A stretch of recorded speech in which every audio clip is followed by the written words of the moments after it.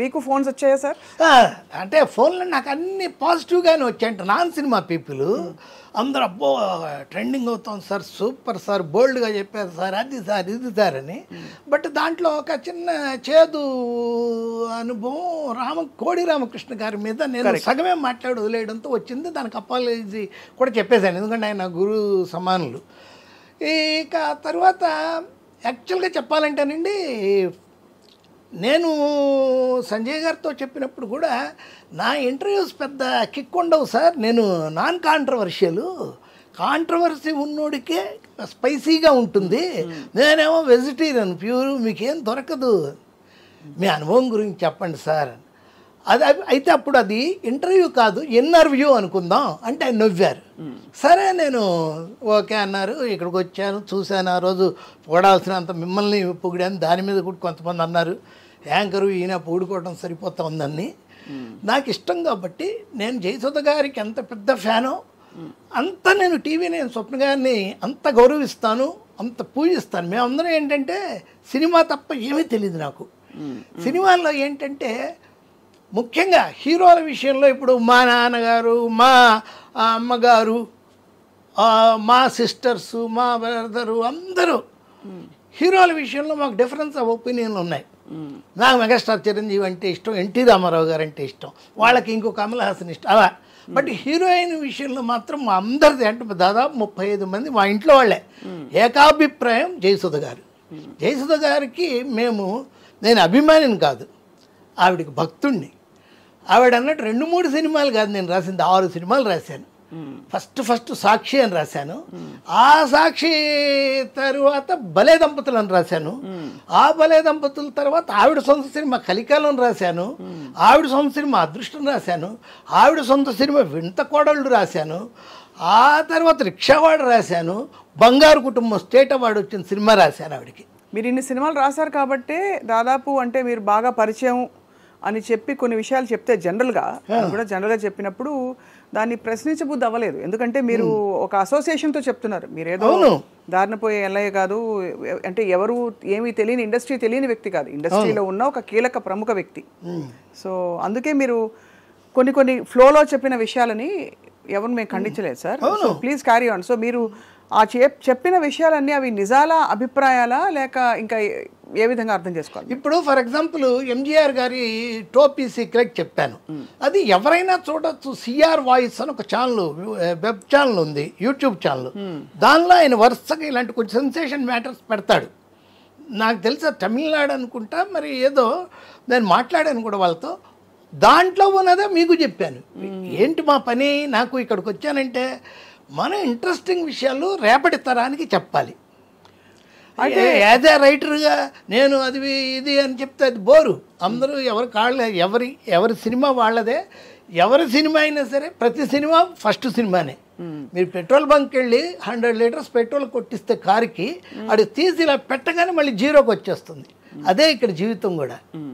మన అద్భుతమైన సినిమా రాసేసాను నేనని చెప్పి వెంటనే నేను చాలా గొప్ప రైటర్ అనుకోండి, మళ్ళీ జీరో నుంచో మొదలెట్టాను నేను ఇంకో సినిమాకి. కానీ మరి ఎందుకు ఇంతమంది నొచ్చుకున్నారు? ఫర్ ఉదాహరణకి కోడి రామకృష్ణ గారి కుటుంబ సభ్యులు చాలా నొచ్చుకున్నారని నేనే పెట్టాను.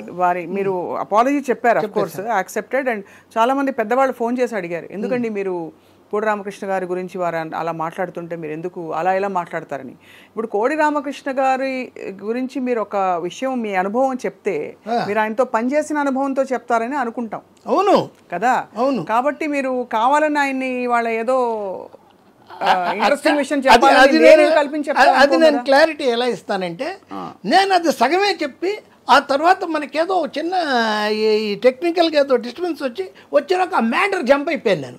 అబద్ధం అన్నప్పుడు ఆయన ఇంటికి ఆయన చనిపోయినప్పుడు చూడ్డానికి వెళ్ళినప్పుడు ఆయన చూస్తుంటే ఎన్ని అబద్ధాలు చెప్పేవాళ్ళు ఈయన అనుకుంటుంటే, ఆ రోజు నాకు అనిపించింది ఏంటంటే అబద్ధమే కవిత్వం.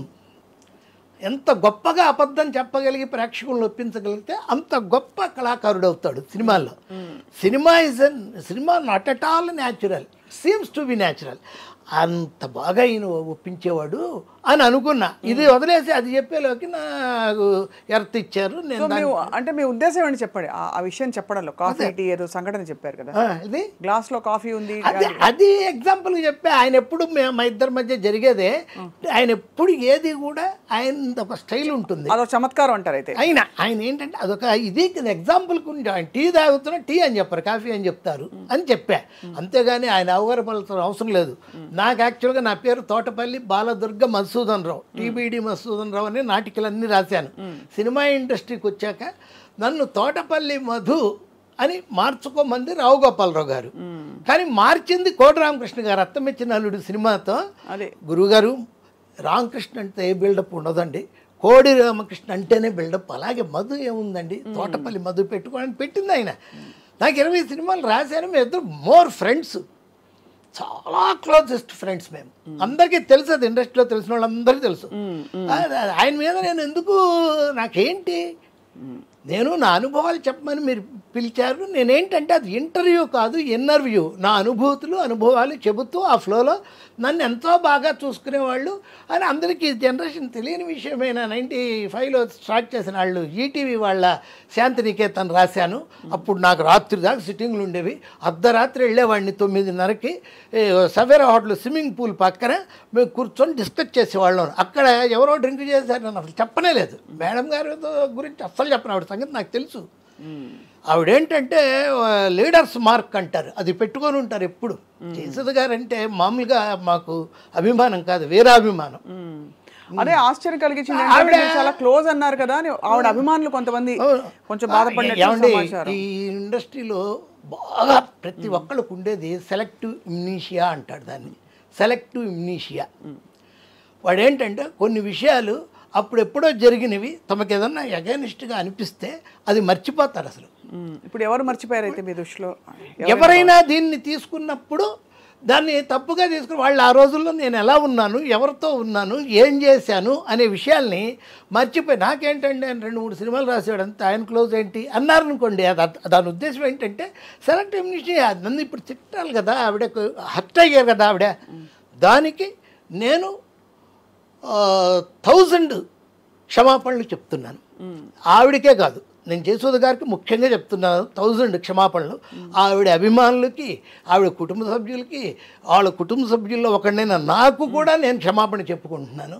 అలాగే ఇంకొకటి చెప్తున్నాను నేను, యాక్చువల్గా చెప్పాలంటే మేడంకి, జయసుధ గారు మీకు నమస్కారం, మన ఇది అంత ట్రావెలింగ్ అంతా మీరు మర్చిపోయి నేను మర్చిపోను, నేనే తప్పు చేయలేదు, ఏ తప్పు చెప్పలేదు, అయినా సరే నన్ను క్షమించండి సార్. అంటే నిజంగా సార్, అంటే మా ఉద్దేశం కూడా ఇంటర్వ్యూ చేసినప్పుడు, ఇప్పుడు మీరు షిరిడి సాయి మహత్యం లాంటి సినిమాలు రాశారు. ఆ సాయి కొన్ని వాక్యాలు మీరు చెప్తూ ఉంటే చాలా, ఆ డైలాగ్స్ అది కూడా మీరు డిక్టేషన్ ఇచ్చి రాయించారని వివర్ ఆల్, అరే భలే వెరైటీగా ఉందే మీ స్టైల్ ఆఫ్ ఫంక్షనింగ్ అని అనుకున్నాం. రెండోది, మీరు ఇండస్ట్రీ వ్యక్తి అయ్యుండి మీ సమకాలీకులు మీరు పనిచేసిన పెద్ద పెద్ద వాళ్ళ గురించి మీరే ఓపెన్ గా చెప్తున్నప్పుడు కష్టం వస్తే మీకు వస్తుంది, అయినా మీరు చెప్తున్నారు అంటే మేమేమనుకుంటాం, ఆబ్వియస్లీ మీ ఇంటర్ప్రిటేషన్, లేకపోతే మీరు అన్నట్టుగా నిజంగా మీరు చెప్పే విధానంలో బహుశా.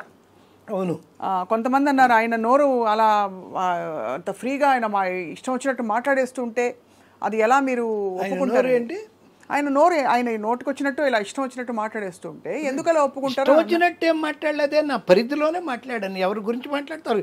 మిక్కిలినేని రాధాకృష్ణమూర్తి గారు ఉన్నారండి, నాకు మెడ్రాస్ నుంచి తెలుసు. ఏదో బిగినింగ్ చెప్పానే 82లో డ్రామాలో వాణిమహల్లో శ్రీశ్రీ గారితో జోక్ ఏదో, దాని మీద కొంతమంది మిక్కిలినేని రాధాకృష్ణమూర్తి గారు నాకెంత క్లోజో నాకు తెలుసు.